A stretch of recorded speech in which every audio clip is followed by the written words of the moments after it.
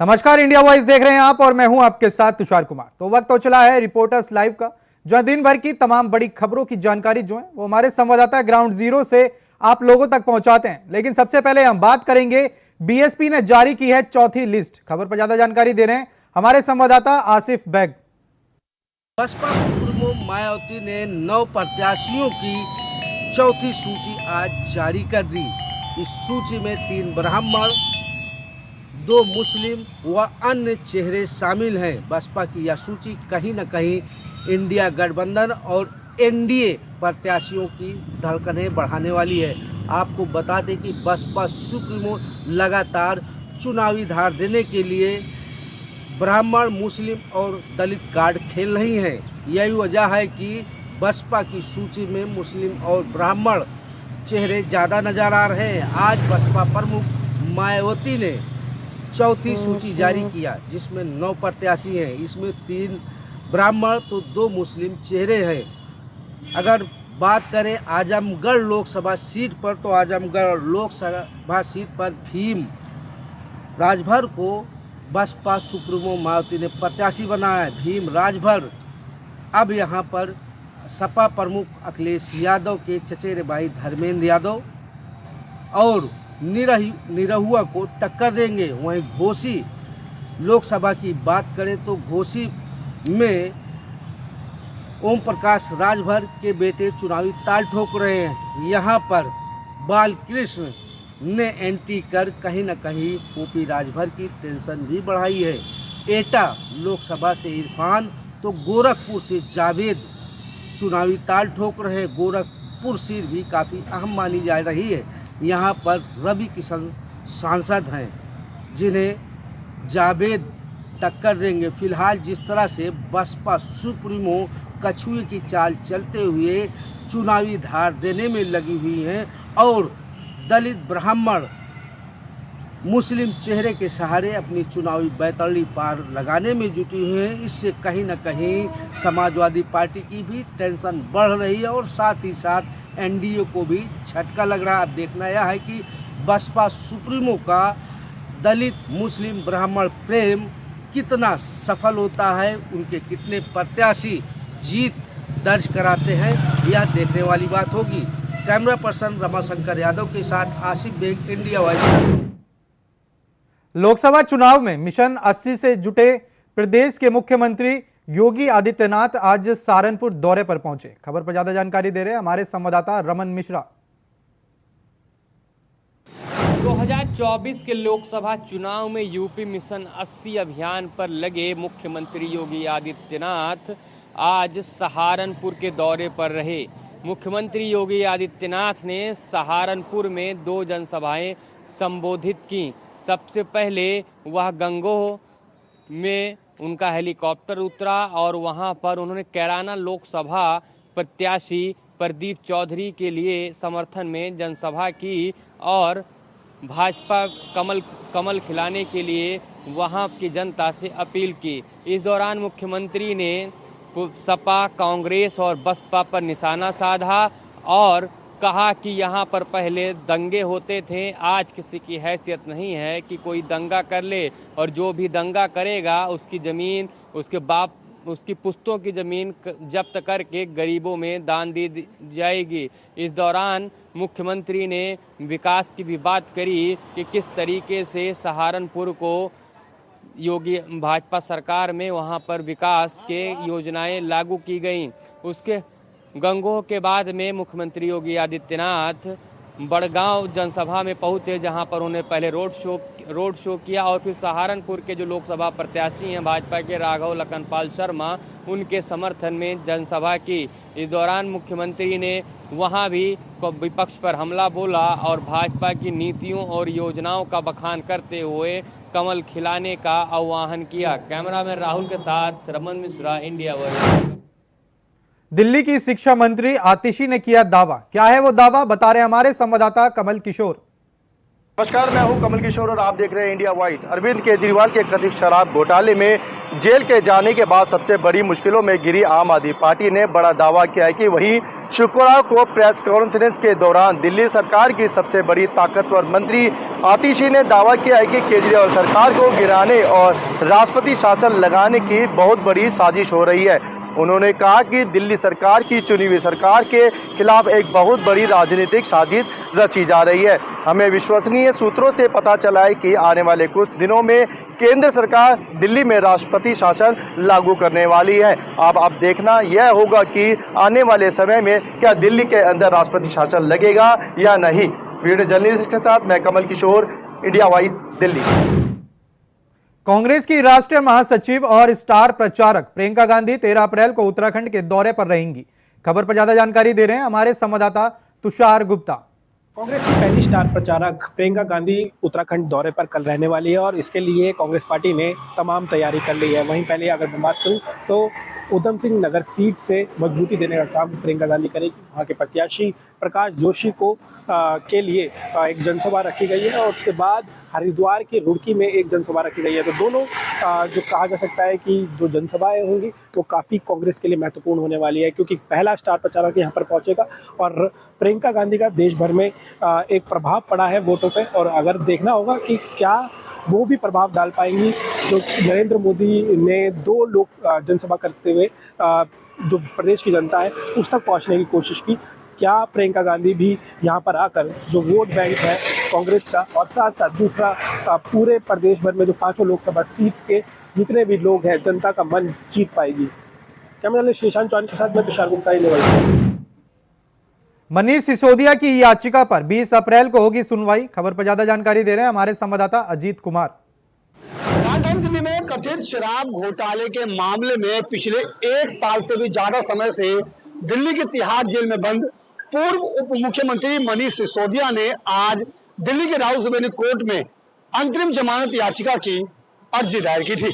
आपको बता दें कि लोकसभा चुनाव के तारीखों की घोषणा हो चुकी है और लोकसभा चुनाव के देखते हुए ही पूर्व उप मुख्यमंत्री मनीष सिसोदिया ने चुनाव प्रचार का हवाला देते हुए अंतरिम जमानत की याचिका दायर की थी। हालांकि आपको बता दें कि जिस तरीके से कोर्ट में उन्होंने याचिका दायर की थी, लेकिन कोर्ट ने इस मामले को अब 20 अप्रैल तक के लिए टाल दिया है। यानी कि अब पूर्व उप मुख्यमंत्री मनीष सिसोदिया को जमानत मिल पाती है या नहीं, इस मामले में 20 अप्रैल को सुनवाई होगी। बता दें कि कथित शराब घोटाले में पिछले 1 साल से ज्यादा समय से पूर्व उप मुख्यमंत्री मनीष सिसोदिया दिल्ली की तिहाड़ जेल में बंद हैं और लगातार इससे पहले भी उन्होंने जमानत याचिका को लेकर के अपनी अर्जी दायर की थी, लेकिन कोर्ट ने हर बार उनकी जमानत याचिका रद्द कर दी। ऐसे में अब जब चुनाव प्रचार का हवाला देते हुए मनीष सिसोदिया ने अंतरिम जमानत की मांग की है, तो देखना होगा कि कोर्ट से क्या उन्हें कोई राहत मिल पाती है या नहीं। खैर, अब ये तो आने वाला समय ही बताएगा। Ajit Kumar, India Voice. दिल्ली शराब घोटाले में के कविता को कोर्ट से लगा बड़ा झटका। क्या है पूरा मामला, बता रहे हैं हमारे संवाददाता अजीत कुमार। कथित शराब घोटाले के मामले में पूर्व मुख्यमंत्री की बेटी के कविता की मुश्किलें फिलहाल थमती हुई नजर नहीं आ रही है। आपको बता दें कि आज उन्हें सीबीआई की गिरफ्तारी के बाद कोर्ट में पेश किया गया था और पेशी के दौरान सीबीआई ने के कविता की 5 दिन की कस्टडी की मांग की थी। हालांकि सुनवाई के बाद कोर्ट ने के कविता को 3 दिन के लिए सीबीआई की कस्टडी में भेज दिया है। आपको बता दें कि इससे पहले उन्हें ईडी ने गिरफ्तार किया था और वो अभी न्यायिक हिरासत में थे, लेकिन अब उन्हें सीबीआई की कस्टडी दी गई है। यानी कि आने वाले 3 दिन तक अब वो सीबीआई की कस्टडी में रहेंगे और सीबीआई उनसे इस पूरे शराब घोटाले के मामले में सवाल जवाब करेगी। दरअसल आरोप है कि शराब घोटाले में जिस तरीके से पूरी की पूरी जो नई शराब नीति आई, उस नीति में के कविता के द्वारा लाइसेंस लेने के बदले मोटी रिश्वत दी गई थी और इन्हीं तमाम चीजों को लेकर के पहले तो ईडी ने के कविता को गिरफ्तार किया था और उसके बाद अब सीबीआई ने भी के कविता को गिरफ्तार किया है। साफ तौर पर कहा जा सकता है कि अब के कविता पर दोहरी मार पड़ सकती है। फिलहाल अब देखना यह होगा कि 3 दिन की सीबीआई की कस्टडी में सीबीआई उनसे किस तरह के सवाल जवाब करती है और क्या सबूत जो है सीबीआई के कविता से जुटा पाती है। Ajit Kumar, India Voice, Delhi. सुल्तानपुर से सपा प्रत्याशी का एक वीडियो सोशल मीडिया पर तेजी से वायरल हो रहा है। खबर पर ज्यादा जानकारी दे रहे हैं हमारे संवाददाता शैलेश श्रीवास्तव। सुल्तानपुर से गठबंधन प्रत्याशी भीम निषाद का एक वीडियो वायरल हो रहा है, जिसमें वो सपा के विधायक इसौली के ताहिर खां को 500 की गड्डी देते हुए नजर आ रहे हैं। आपको बता दें, आचार संहिता लागू है और इसमें किसी भी प्रकार की नोट फॉर वोट की राजनीति करना पूरी तरह मनाही है।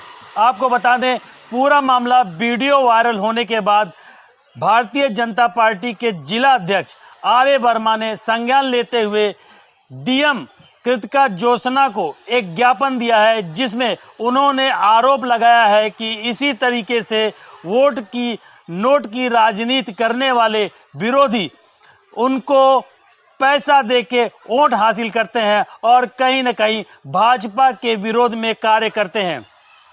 डीएम ने संज्ञान लेते हुए अपने शीर्षस्थ अधिकारी एसडीएम बल्दी राय को जांच सौंपी है, जिसमें दोनों एक भीम निषाद जो कि लोकसभा प्रत्याशी हैं और ताहिर खां जो कि विधायक इसौली हैं, उनको नोटिस जारी किया गया है और उनसे जवाब तलब किया गया है।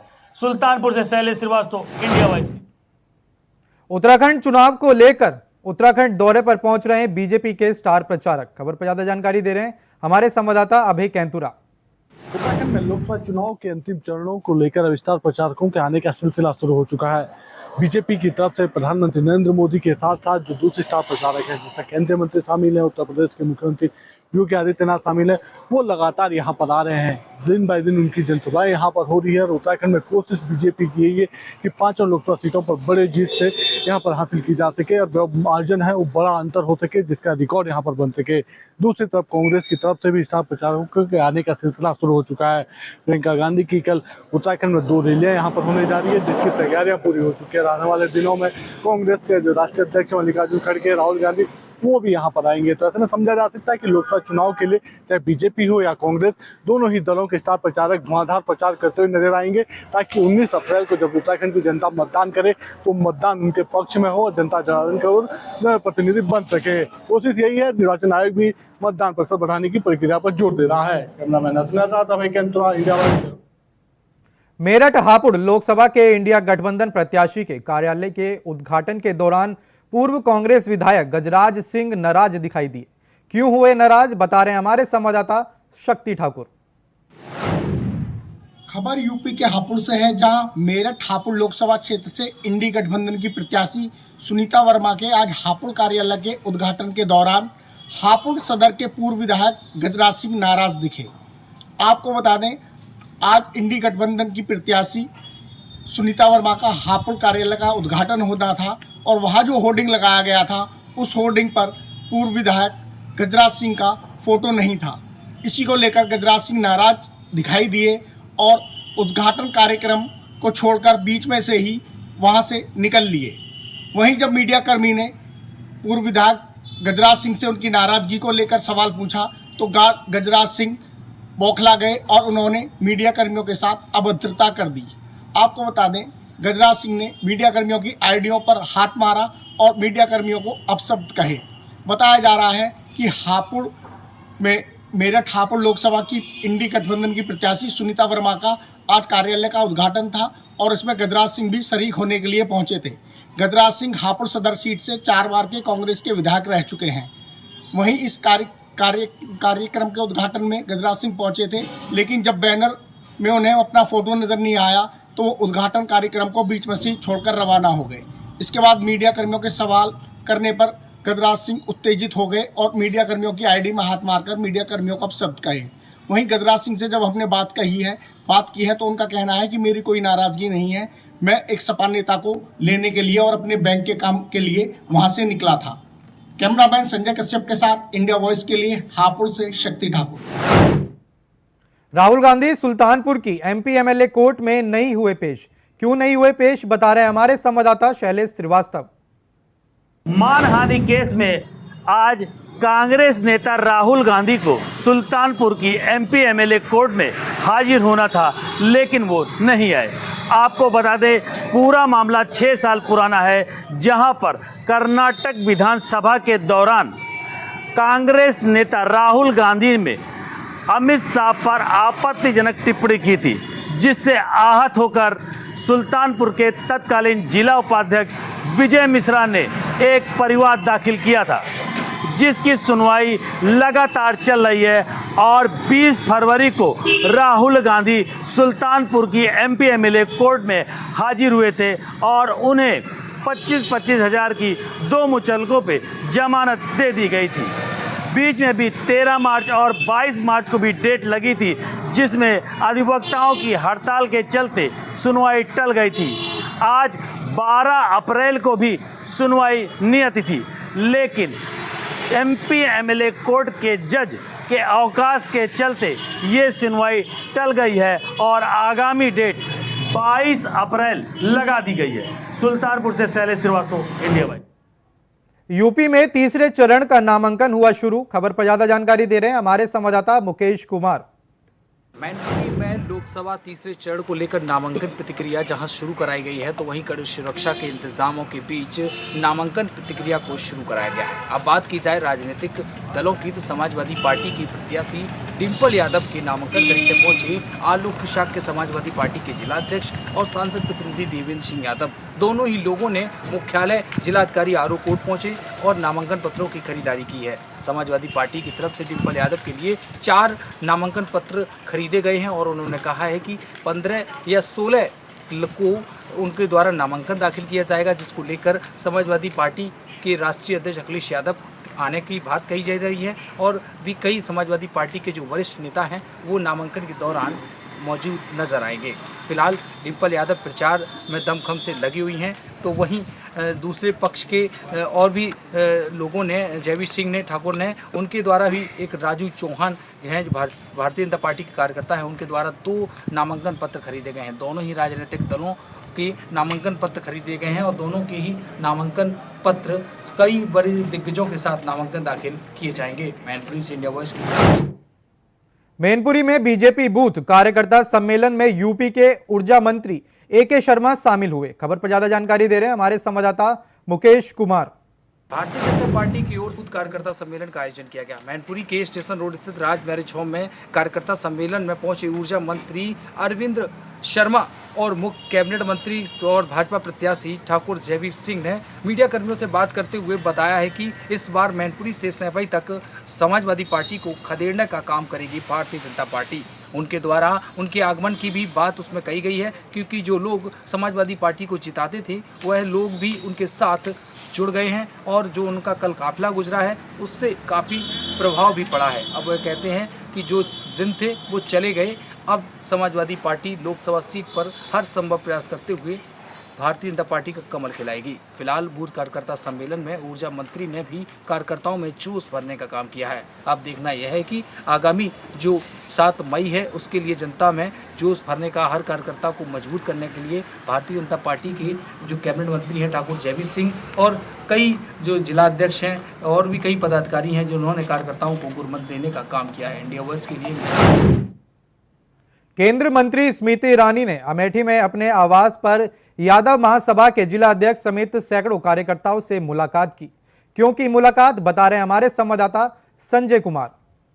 लोकसभा चुनाव 2024 की तारीखें जैसे जैसे नजदीक आ रही हैं, वैसे वैसे सियासी हलचल तेज होती जा रही है। हम बात कर रहे हैं सबसे चर्चित और हॉट सीट अमेठी की, जहां एक तरफ भारतीय जनता पार्टी ने तीसरी बार विश्वास जताते हुए केंद्रीय मंत्री व अमेठी सांसद को अपना प्रत्याशी बनाया है, वहीं दूसरी तरफ कांग्रेस ने अभी भी प्रत्याशियों की सूची जारी नहीं की है। ऐसे में बात करें तो भारतीय जनता पार्टी की तरफ से तीसरी बार प्रत्याशी बनी स्मृति ईरानी लगातार अपने पन्ना प्रमुख, अपने कार्यकर्ता और बूथ अध्यक्षों के साथ बैठक कर रही हैं। वहीं दूसरी तरफ बात करें कांग्रेस पार्टी की, तो उनकी तरफ से अभी कोई भी हलचल अमेठी में देखने को नहीं मिल रही है। ऐसे में आज केंद्रीय मंत्री व अमेठी सांसद स्मृति ईरानी ने अपने निज आवास मैदान मेवई पर यादव महासम्मेलन का आयोजन किया। जिस सम्मेलन में बात करते हुए स्मृति ईरानी ने कहा कि लोग अपना जगह बदलते हैं, लेकिन राहुल गांधी ने अपना परिवार बदल दिया। एक बार जब उन्होंने अमेठी को अपना परिवार बताया, वहीं दूसरी तरफ अब की बार उन्होंने वायनाड को अपना परिवार बताया। देखना ये होगा कि अमेठी में 5वें चरण को मतदान होना है 20 मई को। ऐसे में क्या कांग्रेस पार्टी अपने गढ़ को वापस ले पाती है या नहीं, और दूसरी तरफ भारतीय जनता पार्टी क्या दूसरी बार अमेठी में कमल खिलाने में सफल हो पाती है या नहीं, ये तो आने वाला वक्त ही बताएगा। संजय कुमार। बरेली के आईएमसी अध्यक्ष मौलाना तौकीर को सुप्रीम कोर्ट से राहत मिलने के बाद पहली बार मीडिया के सामने आए। खबर पर ज्यादा जानकारी दे रहे हैं हमारे संवाददाता सनी गोस्वामी।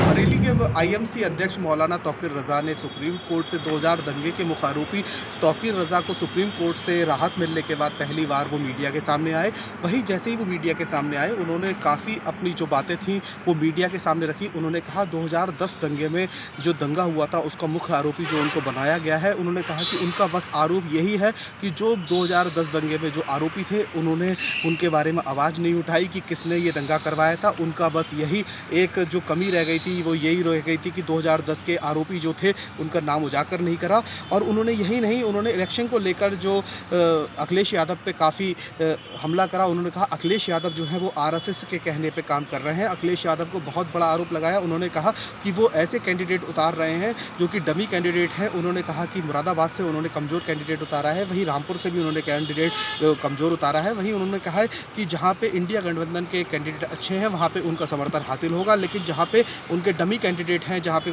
अच्छे नहीं हैं, जो आरएसएस के कहने पे उन्होंने आरोप लगाया। उन्होंने कहा आरएसएस के कहने से जो उन्होंने प्रत्याशी उतारे हैं तो वहाँ पे वो अपने प्रत्याशी खड़े करेंगे। वहीं उन्होंने न्यायपालिका के ऊपर भी बात कही। उन्होंने कहा कि सुप्रीम कोर्ट में अब के जो आदेश आए हैं 2-3 पिछले, तो उनको देख के ऐसा लग रहा है कि सुप्रीम कोर्ट निष्पक्ष तरीके से जो है कार्रवाई कर रहा है और अपने जो आदेश दे रहा है। उन्होंने कहा है कि सुप्रीम कोर्ट पर उनको भरोसा है, न्यायपालिका पर भरोसा है। वहीं उन्होंने कार्यपालिका और विधायिका पे काफ़ी आरोप लगाए। उन्होंने कहा है कि लोकतंत्र अगर बचाना है तो न्यायपालिका को मजबूत होना जरूरी।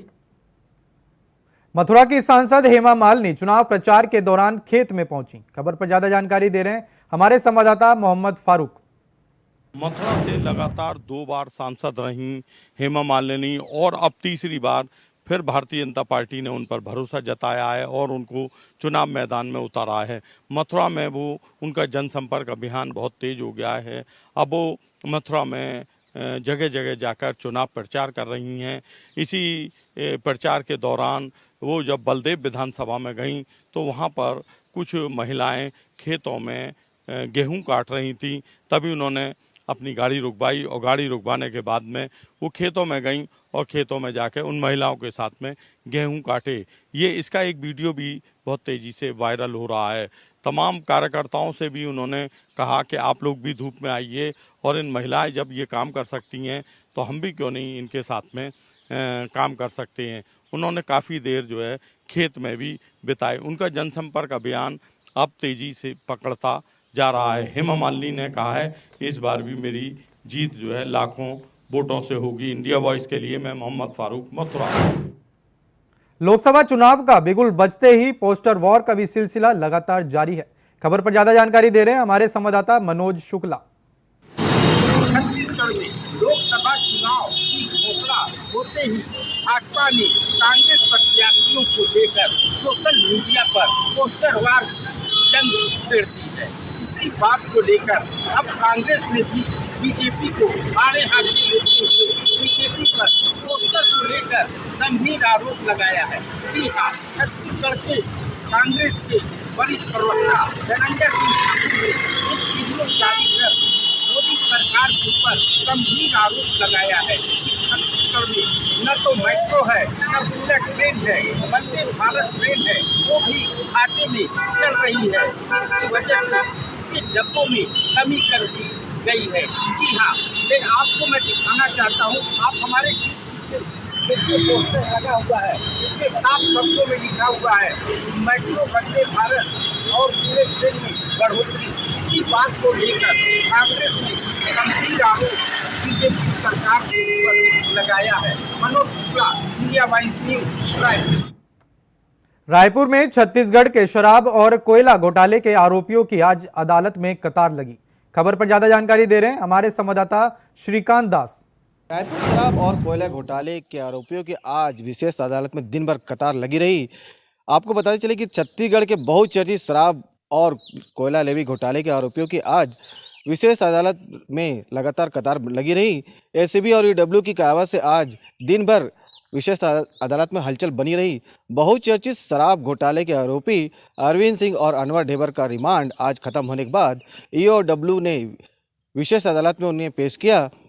आपको बताते चले कि अरविंद सिंह ने अपनी जमानत की याचिका लगाई हुई है अदालत में, जिस पर विशेष कोर्ट में आज सुनवाई हो चुकी है और अदालत ने अपना फैसला सुरक्षित रखा हुआ है। एसीबी की ओर से विशेष लोक अभियोजक सौरभ पांडे पैरवी कर रहे हैं।